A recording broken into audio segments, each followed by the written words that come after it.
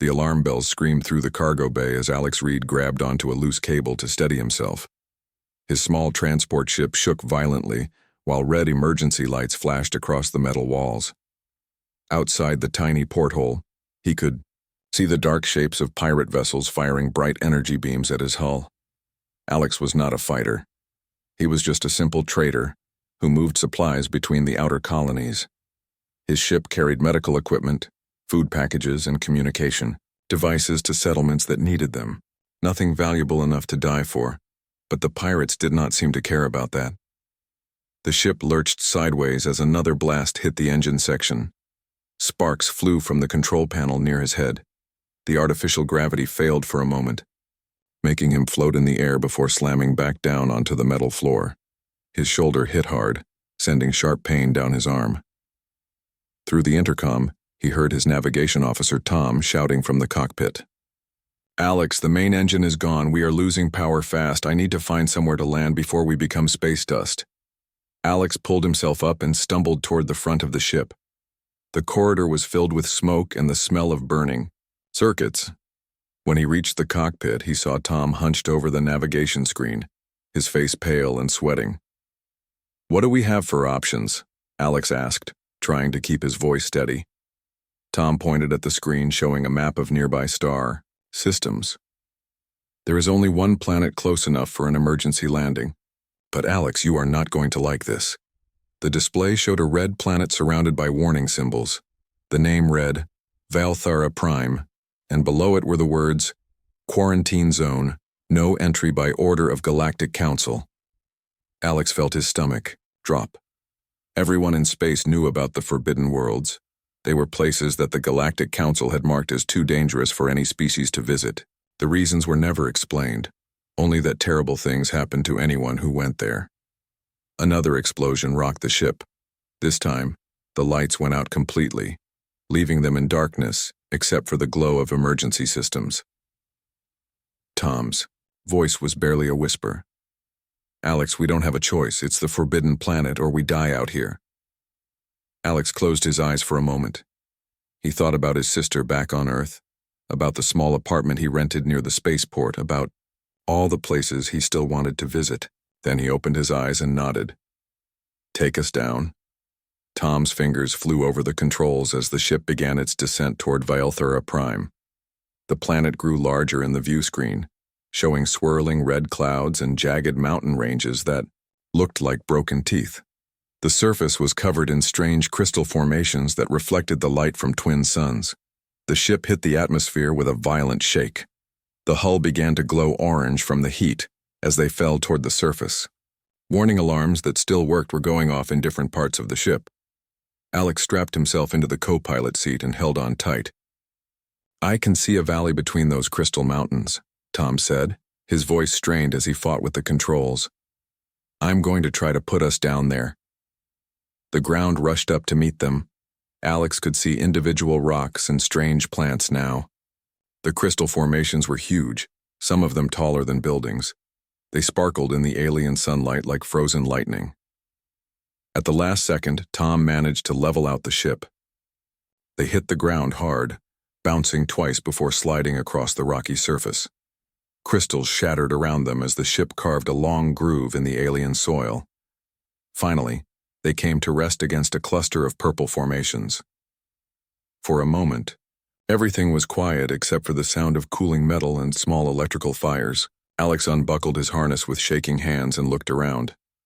The cockpit was a mess of broken glass and twisted metal, but he was alive. "Tom?" he called out. There was no answer. Alex turned to look at the pilot's seat and felt his heart sink. A piece of metal from the ceiling had broken loose during the crash. Tom was not moving. Alex checked for a pulse but found nothing. His friend and crewmate was gone, leaving him alone on a world that the entire galaxy feared to visit. He sat back in his seat and stared out at the alien landscape through the cracked view screen. The twin suns were setting, casting strange purple shadows across the crystal formations. In the distance, he could see what looked like mountains, but they seemed to shift and move in ways that hurt his eyes to watch. The air outside registered as breathable according to his suit's sensors, but the temperature was dropping fast. Alex spent the next hour checking the ship's systems. The engines were completely destroyed. The communication array was damaged beyond repair. The emergency beacon was working, but he knew no rescue ship would come to a forbidden world. He was truly stranded. As night fell, the temperature outside dropped below freezing. Alex gathered what supplies he could find: water recyclers, food packs, a portable heater, and a small medical kit. The ship's emergency shelter was still functioning, a small area in the back with basic life support. He sealed himself inside and tried to make sense of his situation. The food would last maybe 2 weeks if he was careful. The water recycler could work indefinitely as long as it had power. But the ship's batteries would not last forever, and he had no idea what dangers this world might hold. Through the small porthole in the shelter, Alex watched the alien night sky.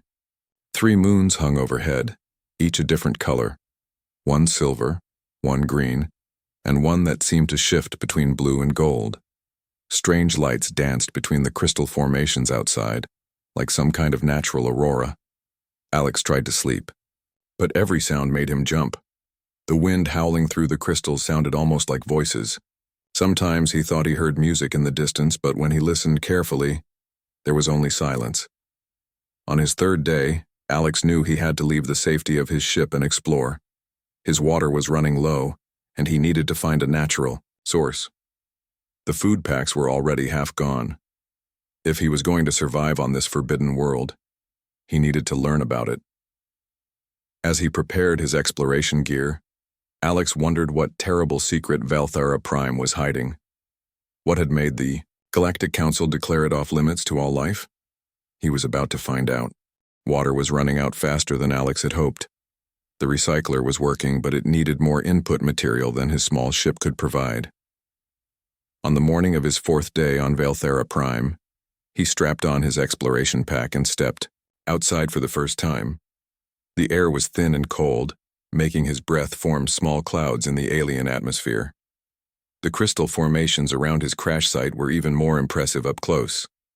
They rose from the ground like frozen waterfalls, some clear as glass, others glowing with internal light that pulsed in slow rhythms. Alex followed a path between the crystals that seemed to lead toward what his sensors indicated might be underground water sources. The ground was covered in a strange moss-like plant that crunched under his boots.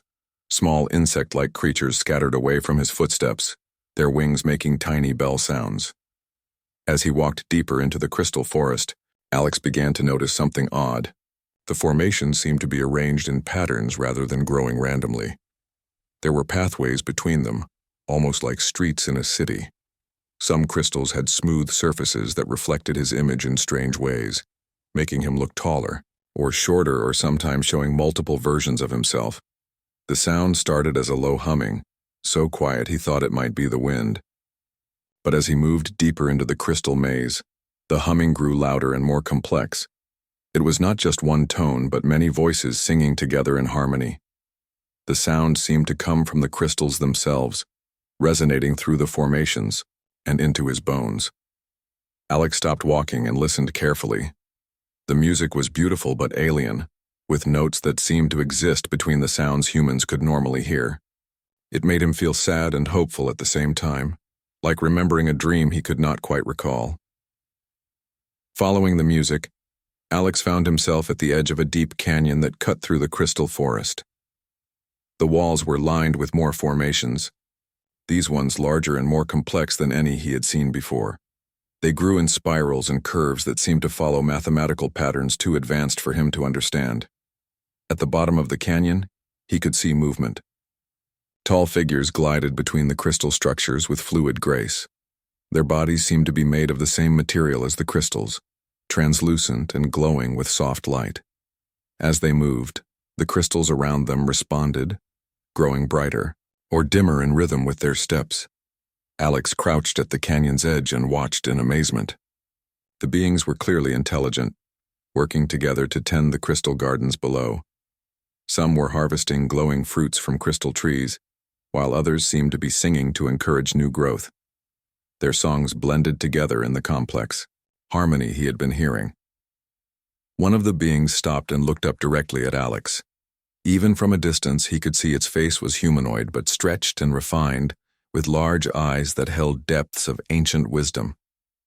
The being said something in a musical language to its companions, and suddenly all activity in the canyon stopped. Alex realized he had been discovered.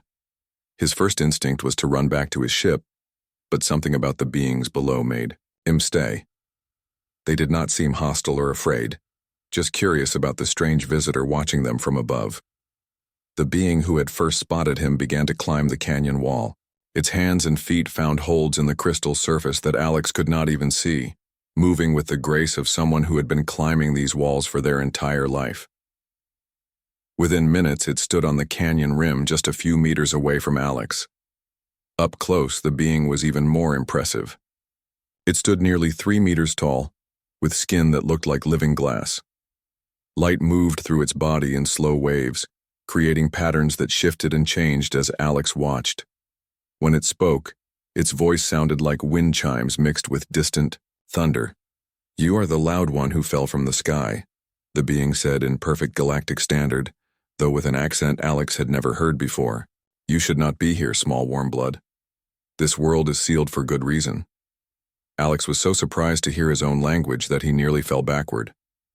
"You speak galactic standard? How is that possible?" The being's light patterns shifted to what might have been amusement. "We have been listening to your radio signals for many centuries. We learn quickly when we choose to.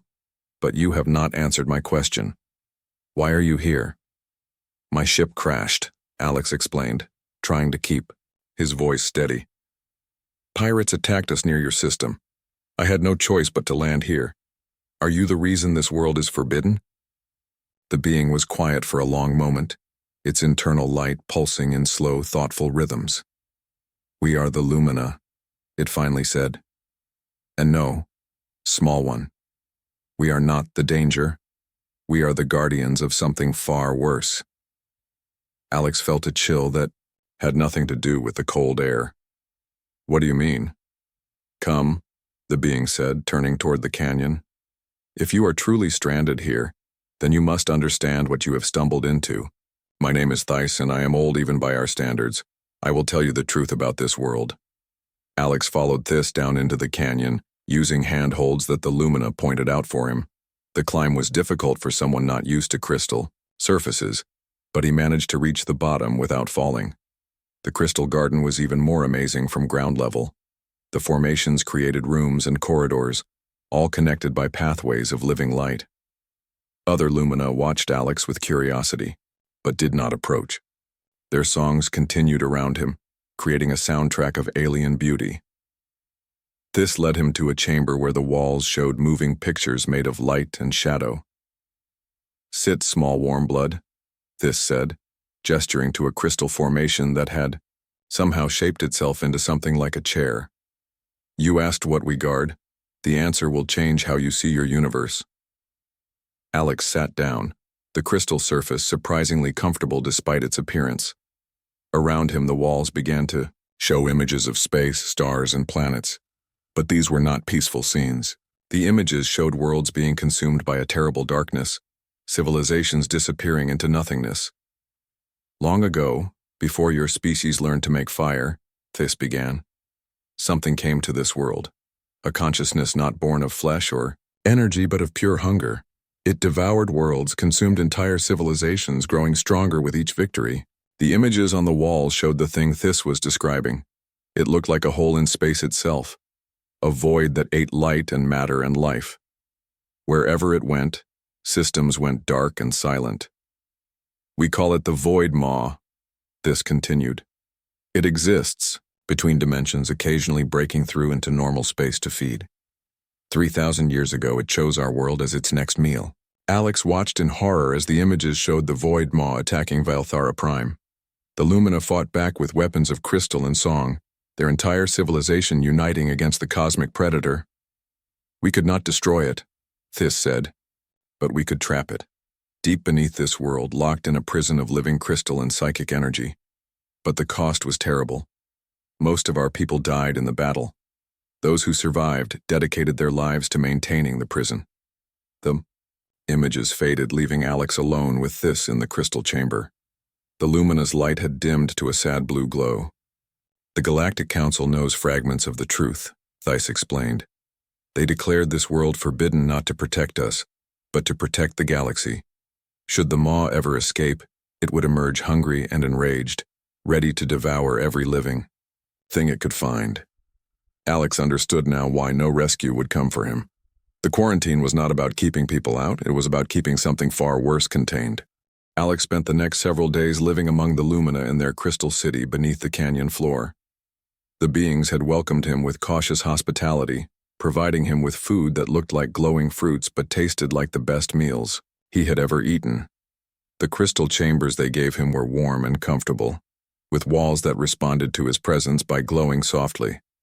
But the more time he spent with the Lumina, the more he understood how desperate their situation truly was. This took him deeper into their underground realm each day, showing him the vast network of crystal formations that kept the Void Maw trapped. The prison stretched for kilometers in all directions, a maze of living stone and psychic energy that hummed with constant tension. "Watch the patterns," Theiss said as they stood on a balcony overlooking the deepest part of the prison complex. Below them, thousands of crystal pillars pulsed with synchronized light. "Each pulse represents one of my people focusing their mind on maintaining the barriers. But see how some pulses are weaker than others?" Alex looked carefully and realized what Theiss meant. Some of the crystal pillars barely glowed at all, while others flickered unsteadily. "Your people are dying," he said quietly. "We are few now," Theiss confirmed. "When we first built this prison there were millions of us. Now we number only in the thousands. Each death makes the remaining burden heavier for those who survive." They walked along crystal pathways that led to different sections of the prison. Alex could feel something pressing against his mind as they got deeper, a presence that felt cold and hungry and endlessly patient. It made his skin crawl and his thoughts feel muddy and confused. "That is the Maw," Theiss explained when Alex mentioned the sensation. "Even contained, its influence seeps through the barriers. For us, the feeling is much stronger. We live with its whispers every moment of our lives, trying to ignore its promises of power and release." Alex met other Lumina during his stay in their city. Each one he spoke to had the same tired look in their large eyes, the weight of eternal vigilance wearing them down generation by generation. Some were barely more than children by Lumina standards, born into a world where their only purpose was to help maintain a prison they could never see beyond. A young Lumina named Kess showed him through the memory archives, crystal structures that stored the history of their people. Alex watched recorded light images of what Valthera Prime had been like before the Void Maw arrived. The planet had been a paradise of crystal forests and singing mountains, where the Lumina lived in harmony with their environment. Cities of living stone had grown like flowers across the continents.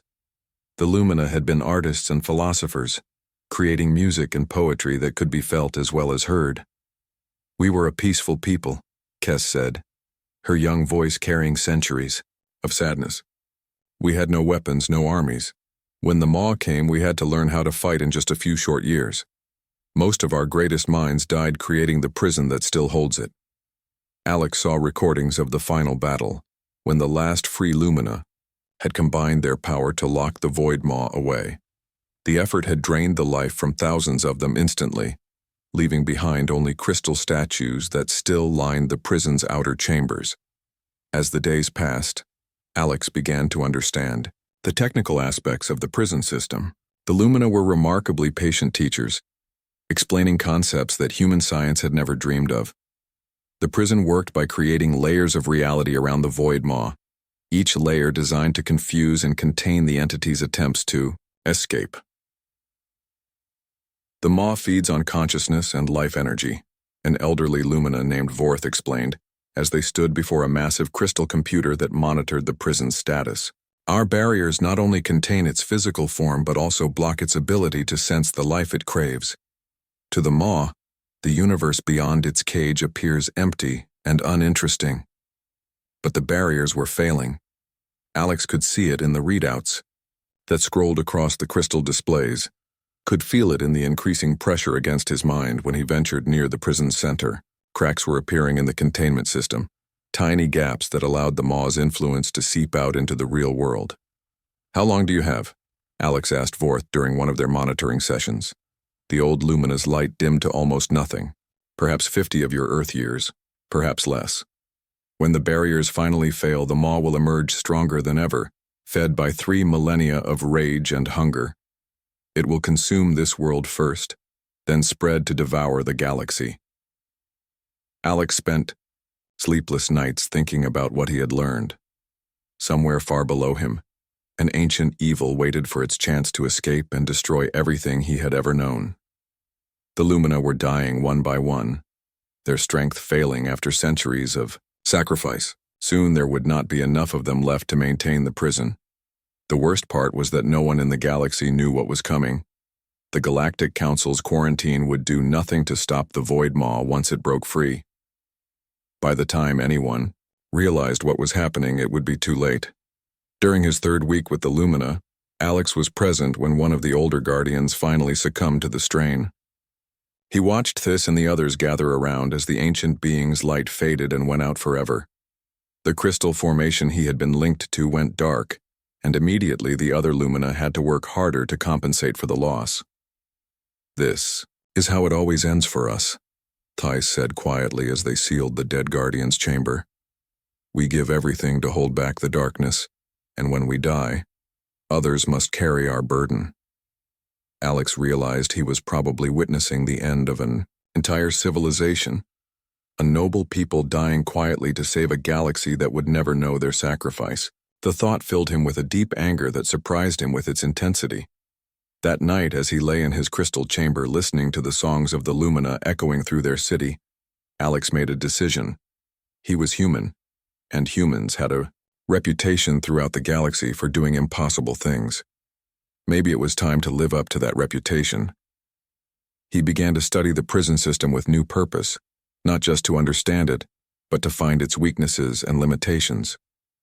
The Lumina had built something incredible, but they had built it with alien minds that thought in ways very different from humans. Perhaps what the prison needed was not more of the same elegant alien engineering, but a completely different approach. Perhaps what it needed was human ingenuity, human stubbornness, and human refusal to accept defeat. Alex smiled to himself in the darkness. The Void Maw had never faced a human before. It was about to learn that humans could be very annoying when they put their minds to it.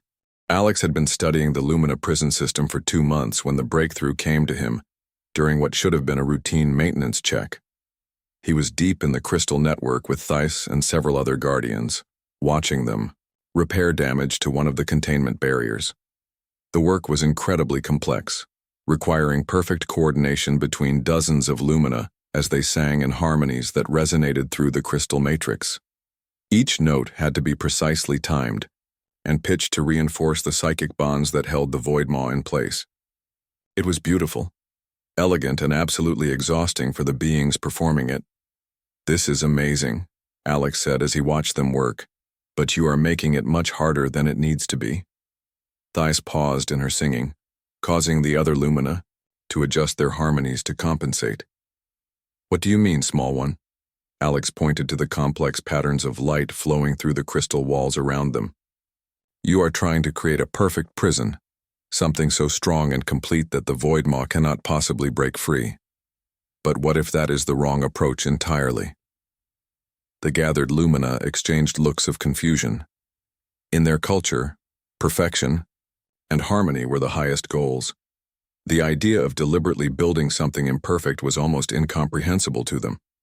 "I have been studying your records of the Maw's behavior," Alex continued, pulling out his portable data pad where he had been collecting information. "It feeds on consciousness and life energy, right? It seeks out the strongest sources of mental activity to consume. But what if we could convince it that there was nothing worth consuming here?" Theis's bioluminescence shifted to patterns Alex had learned, indicated deep thought. "Continue."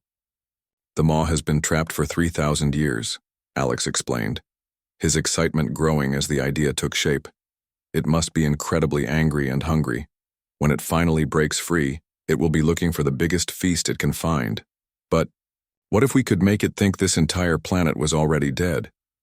What if we could trick it into believing there was nothing here but empty rock and dead crystals? The concept Alex was proposing went against everything the Lumina had ever learned about dealing with the Void Maw. Their entire approach had been based on strength and resistance, building barriers thick enough and strong enough to contain a cosmic predator.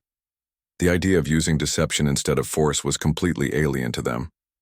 How would such a deception work? Asked Vorth, the elderly Lumina, who managed their monitoring systems. Alex spent the next several hours explaining his plan. Instead of trying to contain the Void Maw with brute psychic force, they would create what he called a false reality layer around the planet. Using Lumina crystal technology combined with human knowledge of information warfare and psychological operations, they could broadcast a fake version of Valthera Prime directly into the Maw's consciousness. The entity would perceive this world as it was centuries ago, completely stripped of life, all resources consumed, nothing left but barren stone, Alex explained, sketching diagrams on crystal surfaces that responded to his touch. It would be like showing a starving predator a picture of bones that had already been picked clean. Why waste energy on something that offers no reward? The plan required completely restructuring the prison system.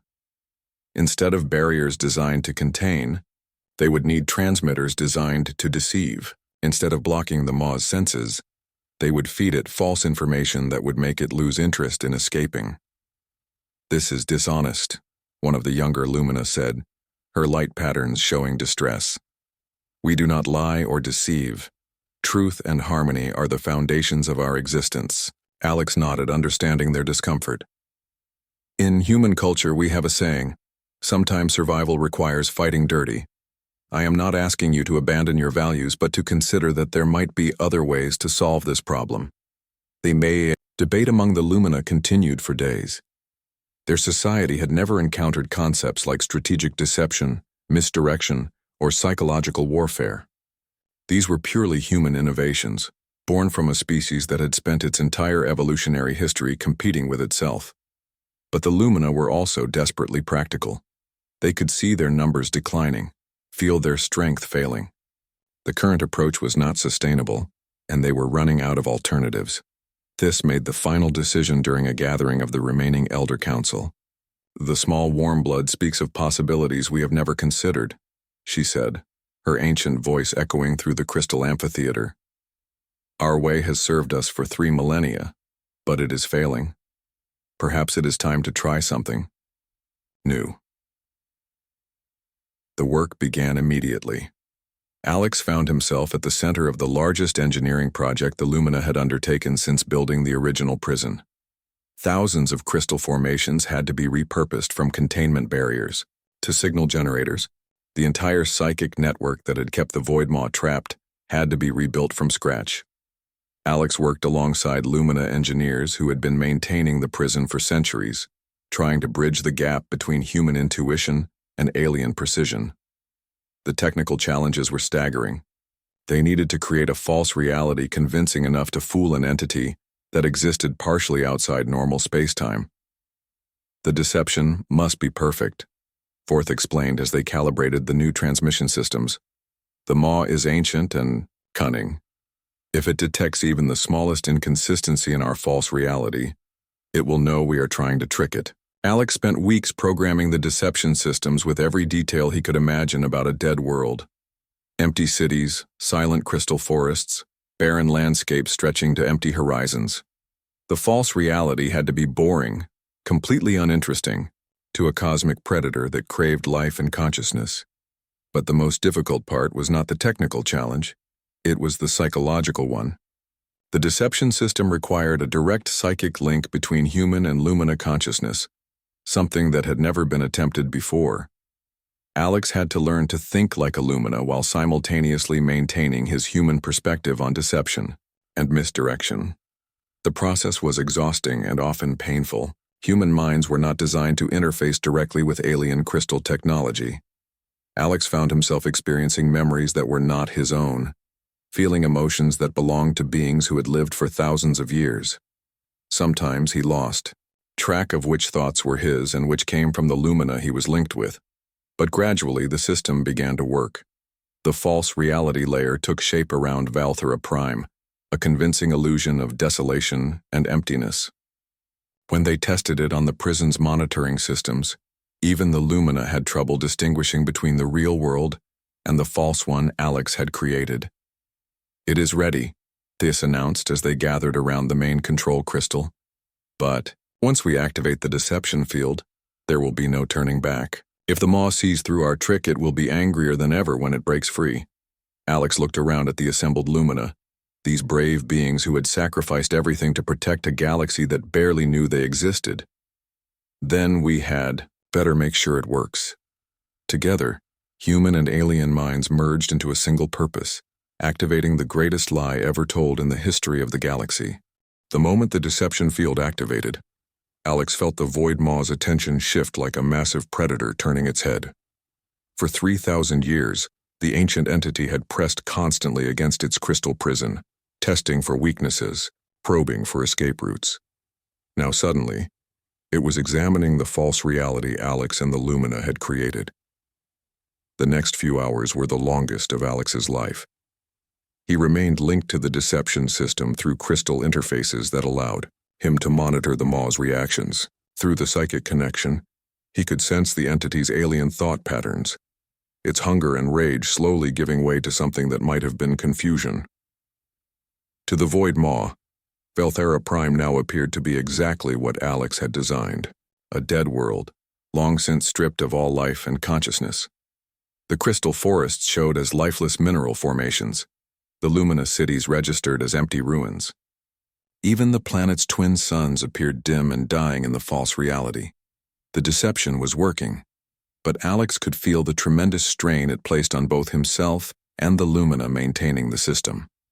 Creating a false reality convincing enough to fool a cosmic predator required precise coordination between dozens of minds, human and alien consciousness, working together in ways that had never been attempted before. After 6 hours of tense monitoring, the pressure against the prison walls began to ease. The Void Maw was losing interest, its attention turning away from what it perceived as an empty, worthless world. Like a predator finding only old bones, it settled back into dormancy to wait for more promising opportunities. "It is working," Thais whispered, her bioluminescence flickering with exhaustion and amazement. "The Maw believes our deception.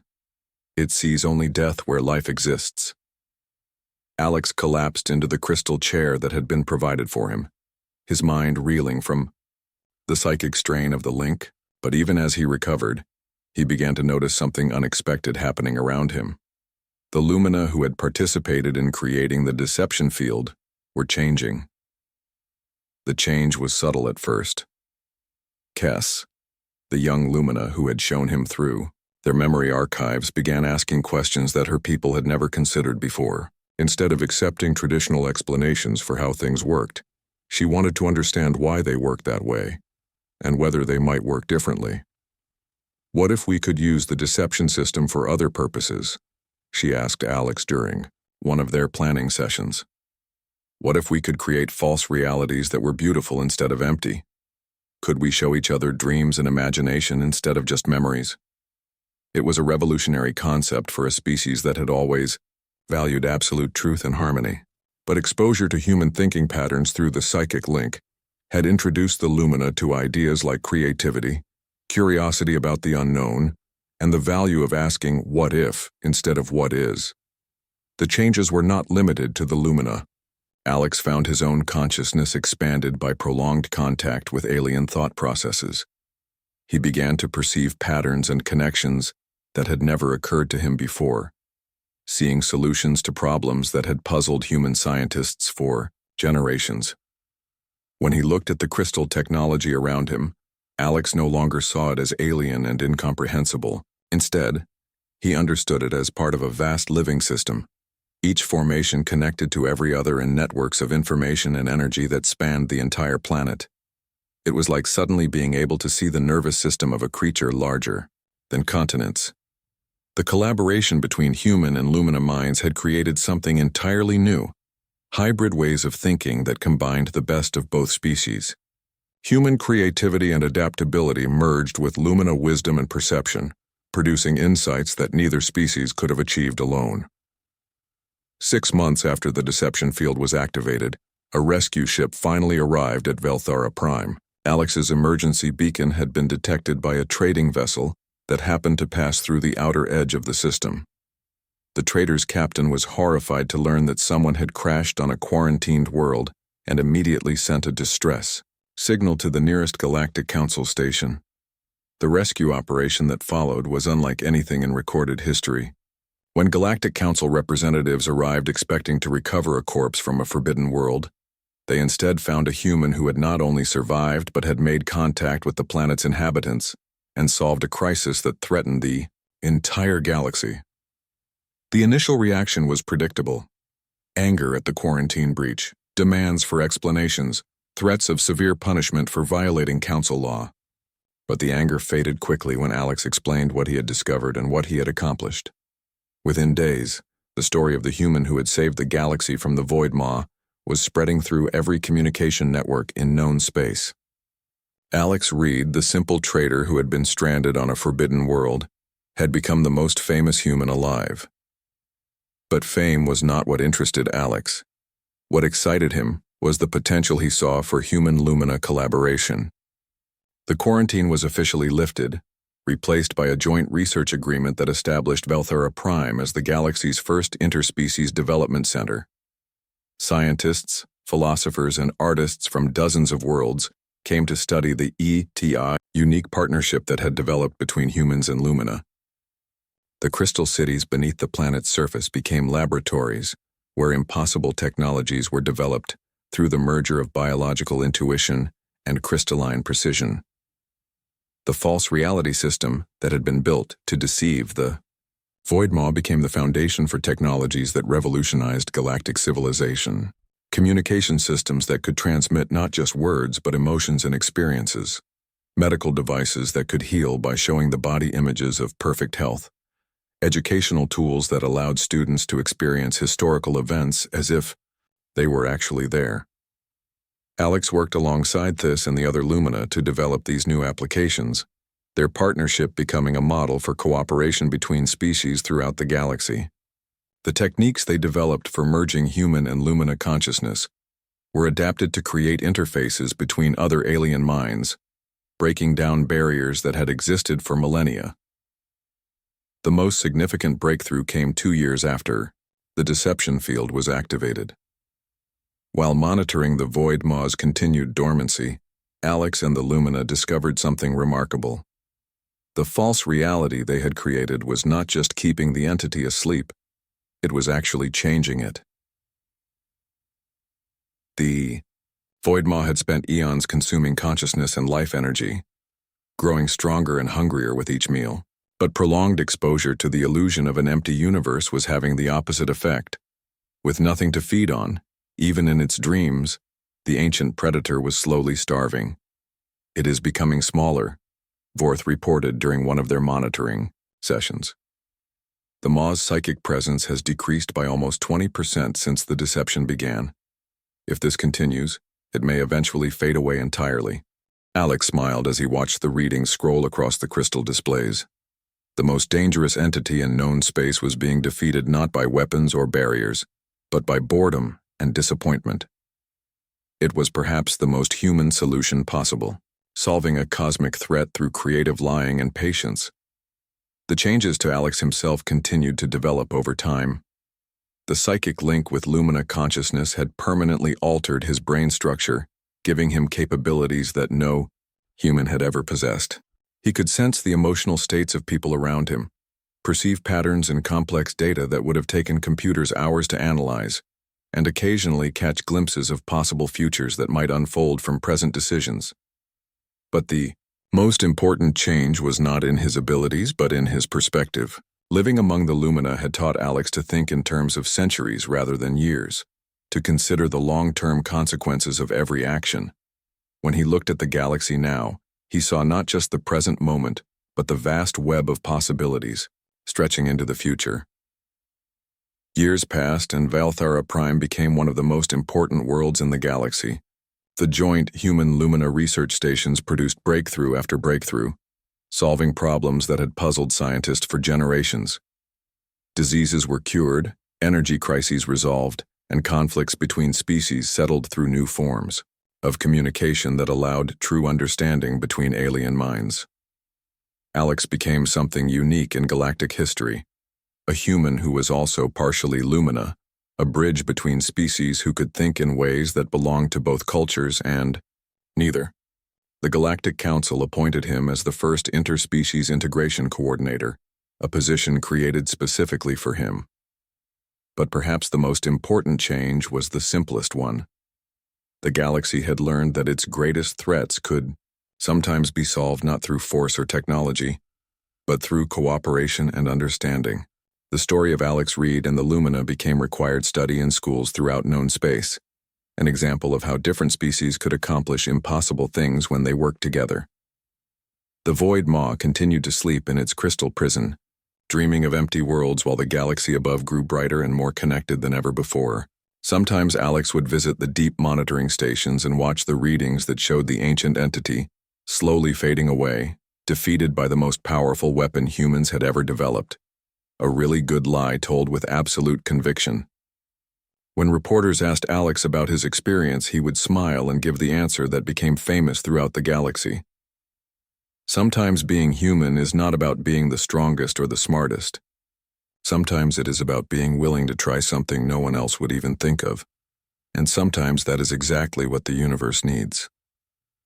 The Forbidden World had indeed changed everything, just not in the way anyone had expected. Instead of releasing an ancient evil upon the galaxy, it had become the birthplace of a new kind of civilization, where the impossible happened on a regular basis, and where the greatest problems were solved by the simple act of different minds, working together toward a common goal. Alex Reed had crashed on Valthera Prime as a stranded trader with no hope of rescue. He left it as the architect of a new age, proof that even the most unlikely heroes could reshape the universe when they refused to give up and were willing to think differently than everyone else.